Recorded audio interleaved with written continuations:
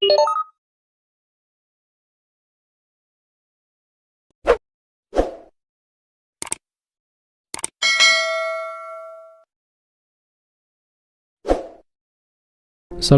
warahmatullahi wabarakatuh. Kembali lagi di RK Sejarah bersama saya Bang Rin.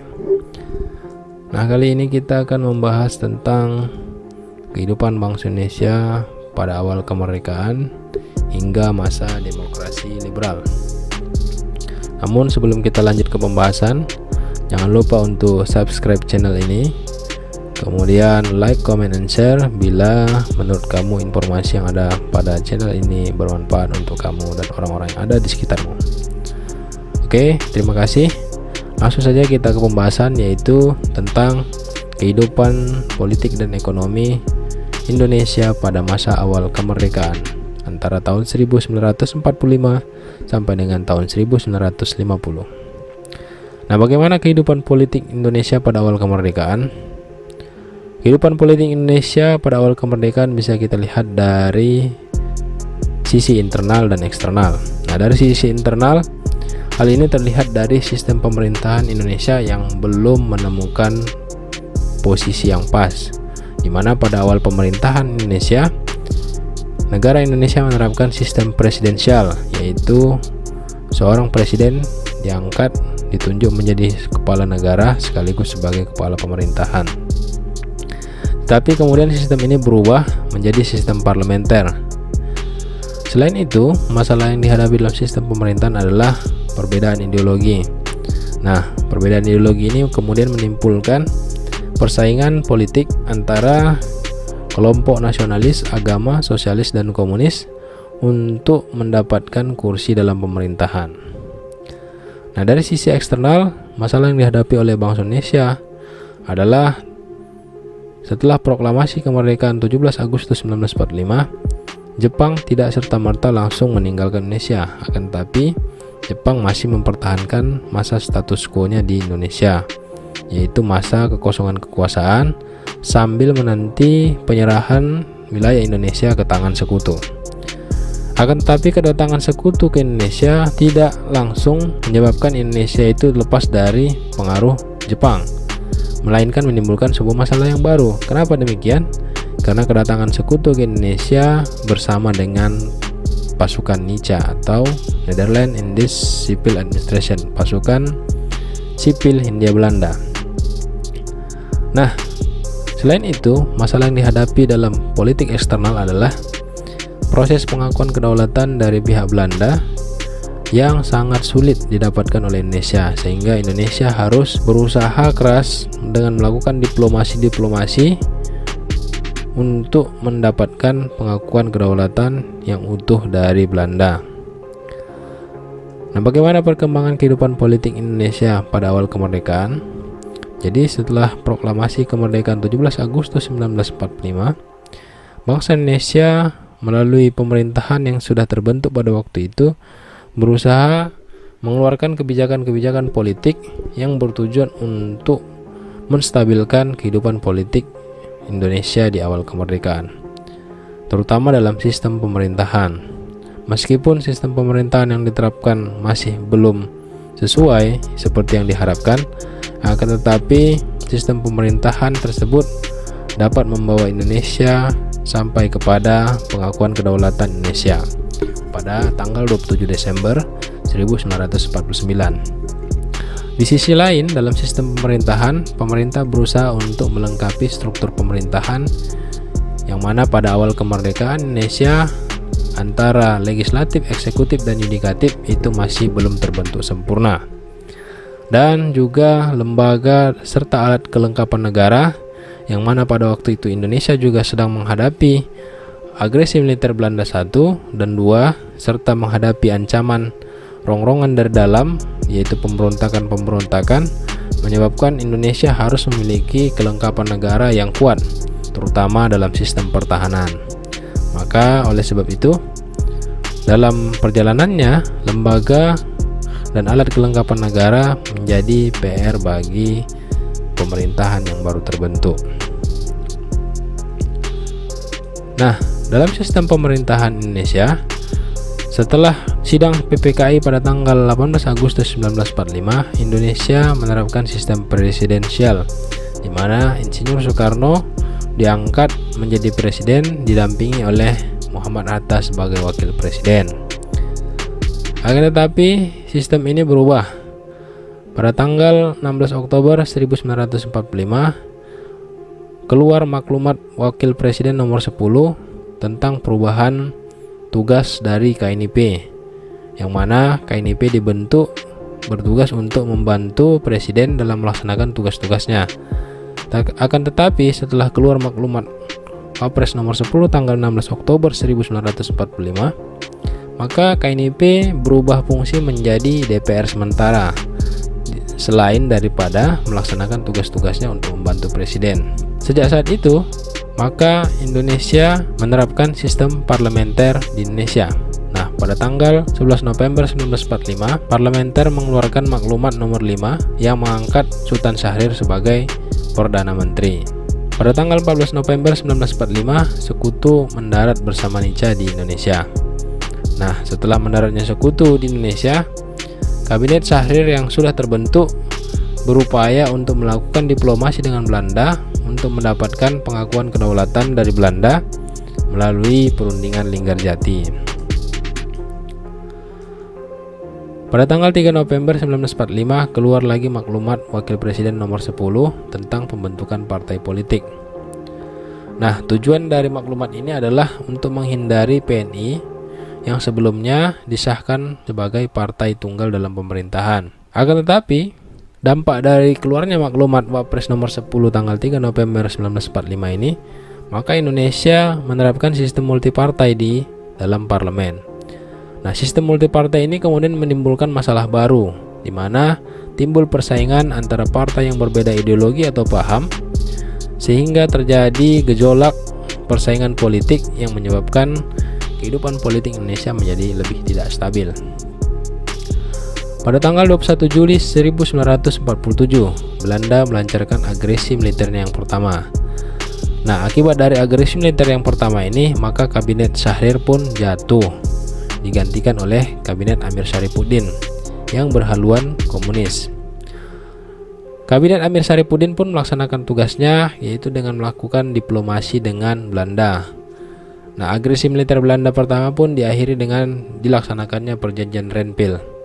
Akan tetapi, Perjanjian Renville ini ternyata memberikan keuntungan bagi Belanda dan membawa kerugian bagi Indonesia, walaupun Belanda mengakui kedaulatan Indonesia pada daerah-daerah tertentu saja.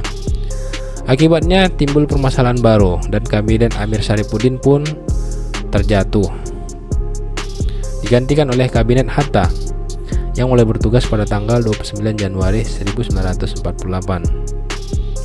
Nah, pada masa Kabinet Hatta ini terjadi lagi agresi militer Belanda yang kedua, yang mana Belanda berusaha untuk mendapatkan kembali wilayah Indonesia pasca proklamasi tanggal 17 Agustus 1945. Pada tanggal 19 Desember 1948, Belanda melancarkan agresi yang kedua dengan menangkap sejumlah petinggi-petinggi dan menangkap sejumlah tokoh negara Indonesia. Di antaranya adalah Soekarno, Hatta, yang kemudian mereka diasingkan. Kabinet Hatta bertahan hingga terlaksananya Konferensi Meja Bundar dan pengakuan kedaulatan Indonesia pada tanggal 27 Desember 1949. Nah, sistem parlementer ini bertahan hingga keluarnya dekret Presiden 5 Juli 1959. Nah, dalam struktur pemerintahan bisa kita lihat dari sistem pemerintahan yang diterapkan oleh Indonesia pada awal kemerdekaan. Pada masa sistem pemerintahan presidensil yang diterapkan mulai tanggal 12 September hingga 14 November 1945, yang mana presiden adalah sebagai kepala negara sekaligus sebagai kepala pemerintahan. Nah, presiden kemudian membentuk kabinet yang bertugas untuk membantu tugas-tugas presiden, dan kabinet ini bertanggung jawab kepada presiden secara langsung.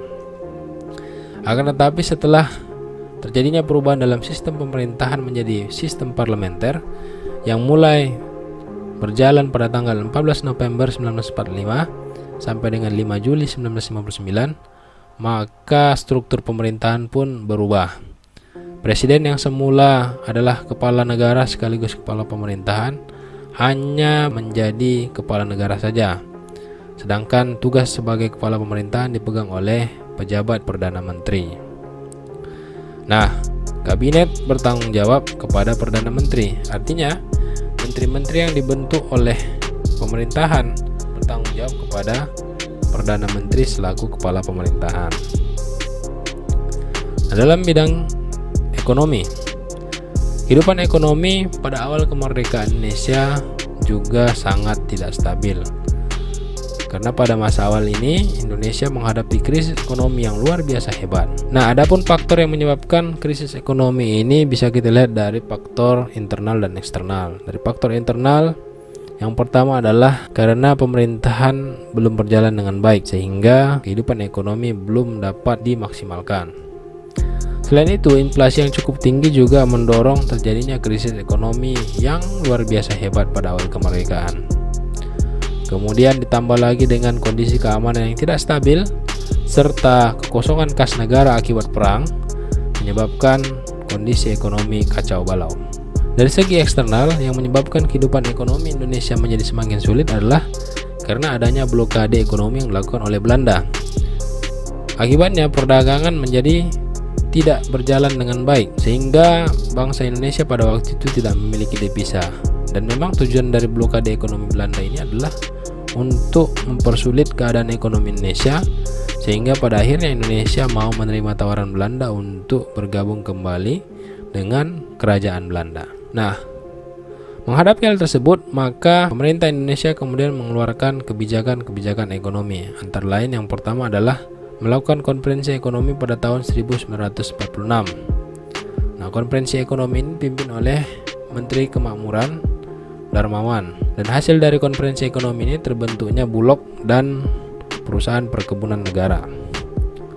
Selanjutnya, di tahun yang sama, pemerintah mengeluarkan kebijakan pinjaman nasional yang dipelopori oleh Menteri Keuangan Surahman. Kemudian, 1 tahun kemudian, Menteri Kemakmuran yang baru yaitu Adnan Kapaugani membuat Planning Board atau BPE, Badan Perancang Ekonomi, yang mana hasil dari BPE ini atau Planning Board ini merencanakan pembangunan Indonesia secara bertahap dalam kurun waktu 10 tahun. Selanjutnya, pemerintah juga mengeluarkan kebijakan RERA, yaitu rekonstruksi dan rasionalisasi angkatan perang pada tahun 1948. Kebijakan ini diinisiasi oleh Muhammad Hatta. Adapun tujuan dari kebijakan ini adalah untuk rekonstruksi kembali Angkatan Perang Indonesia, yang mana pada awal kemerdekaan banyak terdapat laskar-laskar di luar daripada TNI yang ikut berperang, sehingga banyak anggaran negara yang tidak terpantau akibat angkatan perang yang sangat banyak.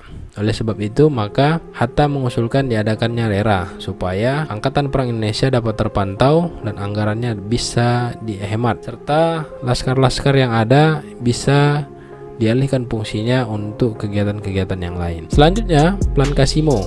Plan Kasimo ini dipelopori oleh Menteri Pangan atau Menteri Kebutuhan Pokok pada waktu itu, yaitu I.J. Kasimo, antara tahun 1948 sampai dengan 1950. Yang inti dari Plan Kasimo ini adalah pelaksanaan swasembada pangan, transmigrasi, dan intensifikasi pertanian. Selanjutnya, Persatuan Tenaga Ekonomi. Nah, kebijakan ekonomi ini ditujukan untuk menggalang partisipasi pihak swasta dalam pembangunan ekonomi Indonesia pada awal kemerdekaan. Dan yang terakhir, kebijakan ekonomi Indonesia di dalam negeri adalah mengeluarkan ORI atau Uang Republik Indonesia sebagai alat pembayaran sah. Namun, kebijakan ini tidak efektif karena pada awal kemerdekaan Indonesia belum secara utuh menguasai wilayah yang ada seperti sekarang ini, melainkan hanya sejumlah wilayah kecil saja. Oleh sebab itu, di sejumlah daerah masih terdapat peredaran uang-uang mata uang yang di luar dari mata uang Republik Indonesia, dan nominalnya juga masih belum bisa disamakan. Oke, itulah tadi pembahasan kita tentang kehidupan politik dan ekonomi Indonesia pada awal kemerdekaan. Jikalau ada informasi yang mungkin kurang dalam penyampaian pada video ini, silahkan berikan masukan komentar di bawah. Dan bila ada kata yang salah, mohon maaf. Terima kasih sudah menonton video ini sampai selesai. Dan jangan lupa untuk tetap support channel ini, berikan subscribe-mu dan share video ini apabila menurut kamu video ini bermanfaat. Sampai jumpa dalam video berikutnya. Wassalamualaikum warahmatullahi wabarakatuh.